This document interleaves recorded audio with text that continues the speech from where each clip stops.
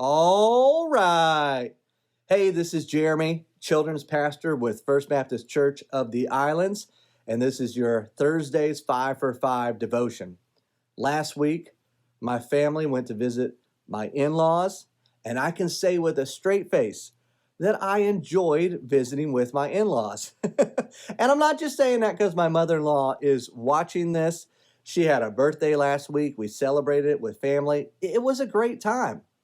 One of the things that really surprised my wife and I while we were on the trip was her parents brought us down into their basement, and they have some work that needs to get done. So they were clearing out their basement.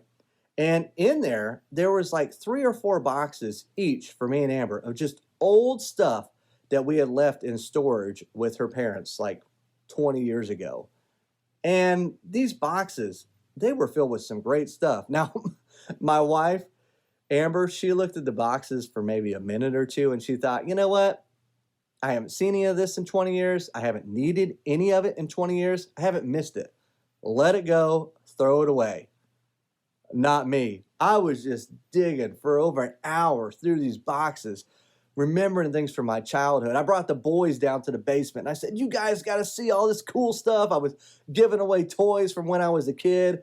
My son Carrick brought home a plaque, something that I won in high school from tennis. He was going through all my old tennis trophies and he kept saying, Dad, there's no way you're going to throw this away. And I thought, you know what? As hard as it is, yes, I'm going to throw it away. It doesn't mean as much to me now as it did then. It's okay to let it go. It reminded me of what the Apostle Paul talked about in Philippians chapter 3. He had a great past in the flesh before Jesus, but to Paul, it wasn't great because it didn't involve Jesus. In verses 7 and 8, he basically says, look, I consider everything I did a loss for the sake of knowing Christ. Like it's garbage to me now. It doesn't mean anything. All that matters to me is the value of knowing Jesus Christ.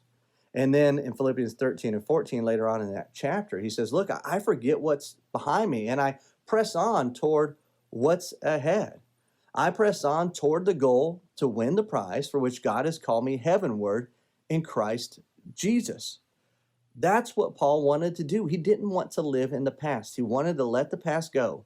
Even though he did some great things, he wanted to let it go and push forward for Jesus. It was all about knowing Jesus now and what God was preparing for him to do.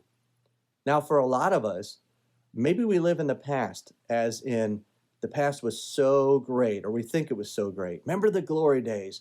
Things used to be so great. Well, you know what? We don't live in the past anymore. Let it go. Move forward. Maybe God did some amazing things in your life, and that's awesome. Learn from it, but live in today. See what God has in store for you today. We're not promised tomorrow, but we can prepare and train for what God is preparing us for. We can make the most out of today for him. Maybe your past haunts you. Maybe there are things in your past that you've done that you have regrets over. You know what? Let it go. Just soak in the forgiveness of Jesus and move forward with your life. Learn from it. Don't repeat it if it was bad. And live for Jesus freely now. Hey, listen, God's got great things in store for you. But if you're stuck in the past, you're going to miss out on what's going on right now in the present. I don't know what God's got for you, but I pray it's something amazing. Just live in today and watch God do something great in your life. I hope you have a great day. See ya.